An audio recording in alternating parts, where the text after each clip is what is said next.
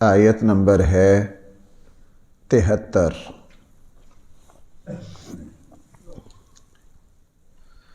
بسم اللہ الرحمن الرحیم۔ الحمد للہ رب العالمین والصلاة والسلام على سید الانبیاء والمرسلین وعلى آلہ واصحابہ اجمعین۔ اما بعد فاعوذ باللہ من الشیطان الرجیم بسم اللہ الرحمن الرحیم۔ وَإِذَا تُتْلَى عَلَيْهِمْ آيَاتُنَا بَيِّنَاتٍ قَالَ الَّذِينَ كَفَرُوا لِلَّذِينَ آمَنُوا أَيُّ الْفَرِيقَيْنِ خَيْرٌ مَقَامًا وَأَحْسَنُ نَدِيًّا وَكَمْ أَهْلَكْنَا قَبْلَهُمْ مِنْ قَرْنٍ هُمْ أَحْسَنُ أَثَاثًا وَرِئْيًا قُلْ مَنْ كَانَ فِي الضَّلَالَةِ فَلْيَمْدُدْ لَهُ الرَّحْمَنُ مَدًّا حتى إذا رأوا ما يوعدون إما العذاب وإما الساعة فسيعلمون من هو شر مكانا وأضعف جندا ويزيد الله الذين اهتدوا هدى والباقيات الصالحات خير عند ربك ثوابا وخير مردا صدق الله مولانا العظيم۔ قرآن کریم نے ارشاد فرمایا، جب کافروں کے سامنے، سرکش اور مغرور لوگوں کے سامنے ہمارے احکام، ہماری آیات، ہماری قدرت کی نشانیاں بیان کی جاتی ہیں، پڑھی جاتی ہیں، تو وہ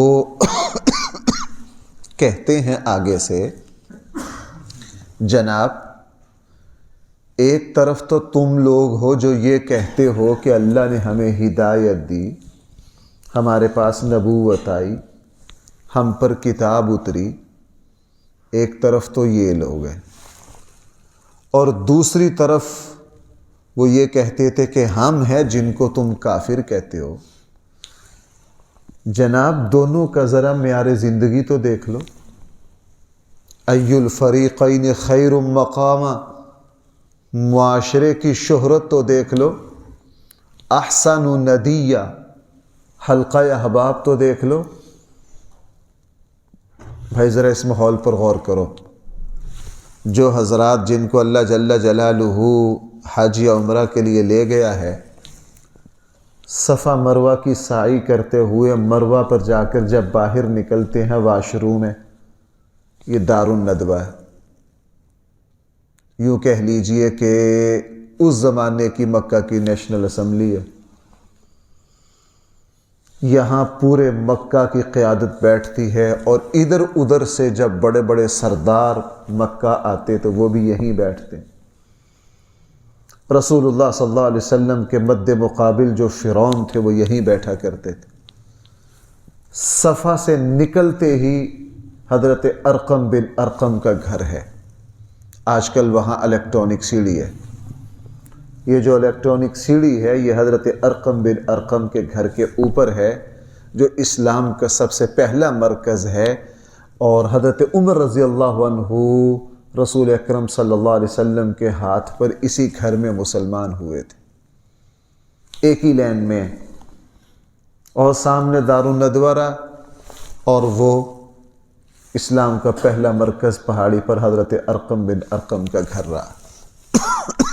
اب دونوں پر ذرا غور کرو، اور یہی قیامت تک تسلسل چل رہا ہے، شکلیں بدلتی، ادھر سارے مالدار دار الندوہ میں، چودھری وقت کے فرعون جو یہ کہتے تھے کہ پورے عرب کی کوئی پالیسی اس وقت تک نہ بن سکتی ہے نہ چل سکتی ہے جب تک ہم اس کو منظور نہ کر لیں، اور اس کے مد مقابل حضرت ارقم بن ارقم کے گھر میں چھوٹی سی جگہ میں، دنیاوی اعتبار سے میں عرض کر رہا ہوں، بالکل سادہ لباس میں دونوں جہانوں کے امام، نبیوں کے امام تشریف فرما۔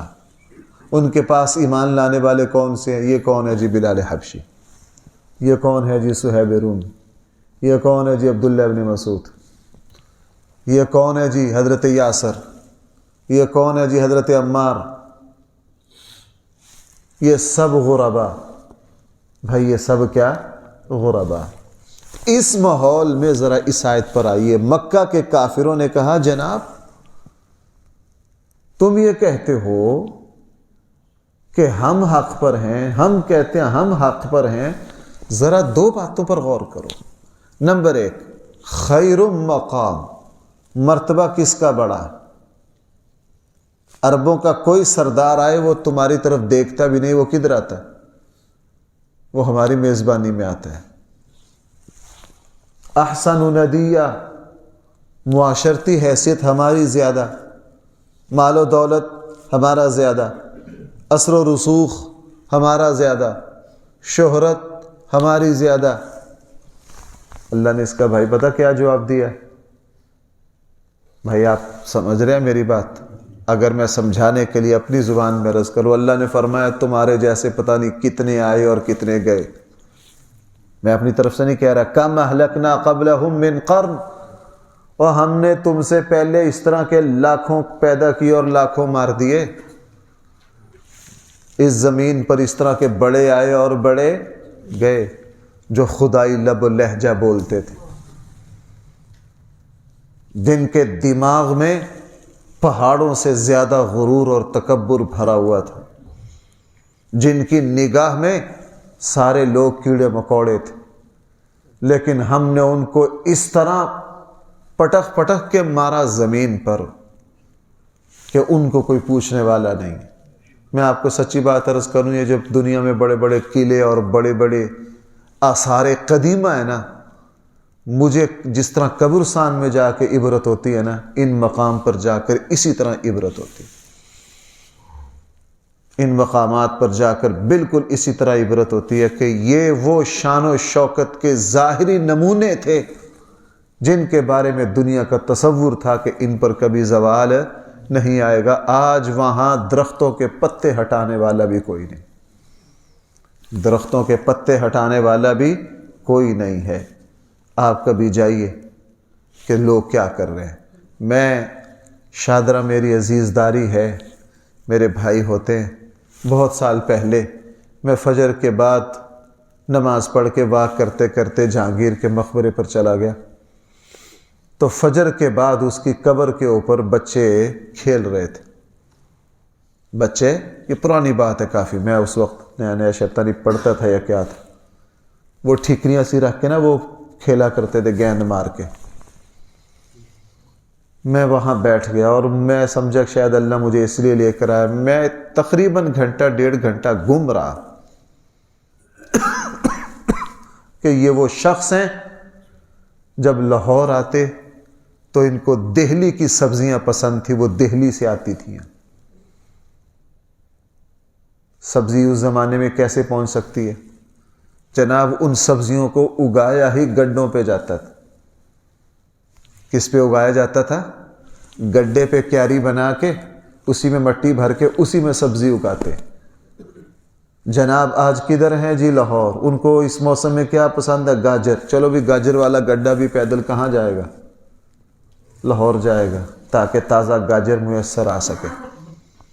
لیکن قرآن کیا کہہ رہا؟ کم اہلکنا قبلہم من قرن. اب ذرا دیکھیے، جہانگیر تو خیر ایسا نہیں تھا، میں نے تو ایک صرف ظاہری شان و شوکت کی مثال میں عرض کر دیا، وگرنہ وہ تو مسلمان تھا. اصل بات تو یہاں کافروں کی ہو رہی. اب ذرا قرآن کے الفاظ دیکھیے. قرآن اور بھائی ہمارے معاشرے میں یہی ہو رہا ہے. آج کل الیکشن ہے نا، جگہ جگہ رستہ رکتا ہے، او پتہ نہیں اس طرح کی گاڑیاں ان دنوں کدھر سے نکلتی ہیں، اور آگے مد مقابل اور آگے لوگ وہ ہوتے ہیں. گاڑیاں دیکھ کے یوں میں دیکھتا ہوں، کل ہی ہر روز نظر پڑتی ہے، ریڈیو والے یوں دیکھ رہے ہوتے ہیں گاڑیاں، اور پتہ نہیں کن بینکوں کی گاڑیاں کس سود پر آئی ہیں.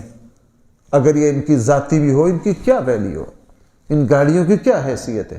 اللہ تعالیٰ کے یہاں ان چیزوں صحیح مسلم میں رسول اللہ صلی اللہ علیہ وسلم کا ارشاد ہے. آپ علیہ السلام تشریف فرما تھے. بھائی سننا میری بات. ایک صاحب ساتھ بیٹھے تھے، کوئی دو صحابی ساتھ بیٹھے تھے. ایک شخص گزرا رسول اللہ صلی اللہ علیہ وسلم نے فرمایا یہ کیسا ہے؟ اس نے کہا اللہ کے نبی معاشرتی حیثیت جو قرآن یہ کہہ رہا ہے خیر مقام و احسن ندیہ، اس کی معاشرے کی حیثیت یہ ہے کہیں سفارش بھیجے تو کوئی رد نہیں کرتا، کہیں نکاح کرنا چاہے تو اس کے رشتے کو سعادت سمجھے، کوئی انکار نہ کرے، اچھی تعریف کی۔ اللہ کے نبی سن کر خاموش ہو گئے۔ نبی کہاں متاثر ہوتے ہیں ان باتوں سے، اور نبی کے جوتوں میں بیٹھنے والے متاثر نہیں ہوتے، نبی کی تو شان ہی بہت اوپر ہے۔ اللہ کے نبی خاموش ہو گئے۔ صحیح حدیث میں آپ سے عرض کر رہا ہوں، صاحب ریاض الصالحین نے بھی اس حدیث کو ذکر کیا۔ اتنے میں تھوڑی دیر کے بعد ایک اور شخص گزرا، رسول اللہ صلی اللہ علیہ وسلم نے ان سے پوچھا یہ کیسا ہے؟ انہوں نے کہا اللہ کے نبی اس کی معاشرتی حیثیت مال و دولت کی حیثیت یہ ہے کسی کی سفارش کرے تو کوئی سنے نہ، کہیں نکاح کا پیغام بھیجے تو کوئی قبول نہ کرے، ان سے ملنے کے لیے کوئی دونوں ہاتھ ڈھنگ سے آگے نہ بڑھائے، آج کے زبان میں عرض کروں، کوئی جھک کے ان کو سلام نہ کرے، کوئی ان کو چودھری صاحب اور میاں صاحب اور سیٹھ صاحب اور حاجی صاحب اور فلاں صاحب نہ کہے۔ یہ تو ایسا ہے۔ آپ کو پتہ اللہ کے نبی نے کیا فرمایا؟ اللہ کے نبی نے فرمایا اس پہلے شخص سے اگر ساری زمین بھر جائے، اس پہلے شخص کی طرح لوگوں سے اگر ساری زمین بھر جائے تو پھر بھی یہ اکیلا باد والا روئے زمین کے سارے انسانوں سے اللہ کے یہاں بہتر ہے، اللہ کے یہاں بہتر ہے۔ اور یہ جس بعد میں جو گیا ہے نا، یہ ایسا شخص ہے اگر کوئی بات اپنے رب کو قسم کھا کے کہہ دے تو اللہ اس کی بات کو پورا کر دیں گے، اللہ اس کی بات کو کیا کر دیں گے؟ بھائیو، اللہ میری بھی اصلاح کرے، آپ کی بھی اصلاح کرے۔ یہ دھوکہ نہ کبھی لگ جائے، یہ دھوکہ نہ کبھی لگ جائے کہ ہم زمین کے جو قد کاٹھ اونچا ہونے کے جو اسباب ہیں نا، ان کے ذریعے نہ کسی کو پیمائشیں۔ اللہ تعالیٰ کے یہاں ان کی کوئی ویلیو اور کوئی حیثیت نہیں ہے۔ اللہ تعالیٰ کے یہاں قدر و قیمت ہوتی ہے ایمان پر، تقوی پر، طہارت پر، پاکیزگی پر، عاجزی پر، اخلاص پر، صلہ رحمی پر، نرم دلی پر، رحم دلی پر، انصاف پر۔ اللہ اب ذرا دیکھیں یہاں قرآن کیا کہہ رہا ہے، وَإِذَا تُتْلَى عَلَيْهِمْ آيَاتُنَا، اور جب پڑھی جاتی ہیں ان کافروں کے سامنے ہماری آیات، ہمارے احکام، ہمارے قدرت کے دلائل، ہماری نشانیاں، آیات کے سارے بینات جو بالکل واضح ہیں، قال الذین کفروا، تو کہتے ہیں کافر، للذین آمنوا، ایمان والوں کو کیا کہتے ہیں جناب؟ ای الفریقین، دونوں فریقوں میں سے خیرم، کون سا فریق مقام اور مرتبہ کے اعتبار سے بہتر ہے؟ وَأَحْسَنُ النَّدِيَّ، حلقہ احباب، یار دوست کس کے بڑے ہیں، ڈیرا کس کا بڑا ہے؟ اللہ فرما رہے ہیں وَكَمْ أَهْلَكْنَا قَبْلَهُمْ مِنْ قَرْنٍ، ہم نے ان سے پہلے اس طرح کے بڑے زمانے ہلاک کر دیے۔ ہم احسن اثاثا، مال و دولت کے اعتبار سے وہ ان سے بہت اوپر تھے، ورئیا، اور دکھنے میں بھی ان کی شان و شوکت بہت تھی، لیکن ہم نے ان سب کو کیا کر دیا؟ ملیا میٹ کر دیا۔ آج ان کا کوئی نام و نشان جاننے والا، میں ایک جگہ ایک دکان پر گیا، وہ ایک چھوٹا سا سٹیکر لگا ہوا تھا، بہت سال پہلے کی بات ہے، وہ دماغ پہ ایسا گڑا، اس پہ لکھا ہوا تھا تیری کیا حیثیت ہے، 50 سال کے بعد تجھے پتہ چل جائے گا، تجھے کوئی جاننے والا بھی نہیں ہوگا۔ حقیقت یہ ہے کہ بندہ کے مرنے کے بعد کوئی جاننے والا نہیں ہوتا۔ قل، آپ کہہ دیجئے، من کان فی الضلالۃ، جو شخص گمراہی میں پڑا ہوا ہے، فَلْيَمْدُدْ لَهُ الرَّحْمَنُ مَدًّا، پس مناسب یہ ہے کہ رحمان اس کو خوب مہلت دے دے۔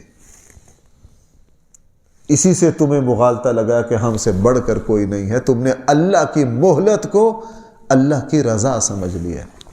بھائی ذرا الفاظ پہ غور کرنا، میں کیا کہہ رہا ہوں؟ تم لوگوں نے اللہ کی مہلت کو کیا سمجھ لیا ہے؟ اللہ کی رضا۔ وہ تو رحمان ہے، اس نے مناسب سمجھا کہ تمہیں کیا دے دے، مہلت دے دے تاکہ تم نظر ثانی کر لو، سمجھ جاؤ۔ تم سمجھتے ہو کہ یہ اللہ تعالیٰ ہم پر راضی ہے، اللہ راضی نہیں ہے، یہ اللہ تعالیٰ کی طرف سے کیا ہے؟ یہ مہلت ہے۔ ہاں، حتی اذا رأوا ما یوعدون، میں محاورتاً ترجمہ کروں تو یوں کر سکتا ہوں، یہاں تک کہ جب وہ مہلت ختم ہو جائے گی، یہاں تک کہ جب یہ لوگ دیکھ لیں گے ما یوعدون، وہ باتیں، وہ وقت جس کا ان سے وعدہ کیا ہے، وہ کیا ہے جی؟ اما العذاب، یا اللہ کی طرف سے آتا ہوا عذاب، و اما الساعہ، یا قیامت یا موت دیکھ لیں، فسیعلمون، جناب اس دن پتہ چلے گا، من ہوا شر مکانا، مقام اور مرتبہ کے اعتبار سے بدترین کون ہے، وَأَضْعَفُ جُنْدًا، اور حلقہ احباب کے اعتبار سے کمزور ترین کون ہے۔ یہ اس دن پتہ چلے گا، یہ بھائی اس دن پتہ چلے گا۔ اس لیے بھائی زمین کے اوپر کا نقش و نگار اور ہے، زمین کے نیچے یعنی قبر کی صورتحال کچھ اور ہے۔ اس کو میں کیسے تعبیر کروں؟ بالکل مختلف ہیں، بالکل مختلف ہیں۔ وَيَزِيدُ اللَّهُ الَّذِينَ اهْتَدَوْا هُدًى، ہاں اللہ تعالیٰ ترقی دیتے رہتے ہیں ان لوگوں کو جو سیدھی راہ چلتے ہیں ہدایت کے اعتبار سے۔ یہ آیت بڑی پیاری ہے بھائی، اس میں ذرا غور توجہ کرنا میری طرف۔ اللہ تعالیٰ فرما رہے ہیں جو لوگ سیدھی راہ چلتے ہیں نا، ہم ان کے ہدایت میں ترقی کرتے رہتے ہیں۔ مثلاً بھائی آپ دیکھ لیجئے، جب ہم نے نماز پڑھنی شروع کی تھی اس وقت نماز کہاں تھی، اور اللہ کی توفیق سے اب نماز، اللہ تعالی ہماری نماز میں، اس کے خشوع میں ترقی دیتے رہیں گے۔ جو بندہ مسلسل ذکر کرتا ہے، سالوں سے درود شریف پڑھتا ہے، کوئی بھی نیکی کرتا ہے، وہ ایک ہی جگہ نہیں ٹھہرا رہتا، اللہ اس میں للہیت، اخلاص، خشوع، لذت، روحانیت، سکون میں بڑھاتے رہتے ہیں کہ نہیں؟ اللہ تعالیٰ بڑھاتے رہتے ہیں۔ جو تقوی کی زندگی اختیار کرتا ہے، اللہ پھر اس کے تقوی میں ترقی دیتے ہیں، دیتے ہیں، دیتے ہیں، وہ بہت اوپر تک چلا جاتا ہے۔ فرمایا کہ جو لوگ ہدایت یافتہ ہوں اور نیکی کی راہ چلنا چاہتے ہیں، ہم ان پر بھائی کیا کرتے ہیں؟ ہم ترقیاں دے دیتے ہیں۔ اور ہم نے دین کے لائنوں میں بھی ایسے دیکھا، ادھر ادھر ہم جانا بہت جاتے ہیں۔ اب میں اس طرح کی ایک نہیں دسیوں مثالیں ہیں۔ کسی عالم دین نے، کسی اللہ کے بندے نے کسی درخت کے نیچے کام شروع کیا، بھائی کہاں؟ درخت کے نیچے، 3 بچوں سے، 4 بچوں سے، کرتے کرتے کرتے کرتے کرتے کرتے ماشاءاللہ عمر کتنی ہوئی ہے؟ 50 سال۔ اب ادارہ کتنا بڑا ہو گیا جی؟ اب 10 ایکڑ میں ہے۔ کتنے طالب علم ہیں؟ 1500 طالب علم ہے پورا۔ یہ تمام شعبوں میں ایسے، دینی لائنوں میں دیکھ لیجئے۔ ایک صاحب ایک تھے، انہوں نے اللہ محنت کی، ان کے ساتھ اللہ تعالیٰ نے پوری جماعت کو کھڑا کر دیا۔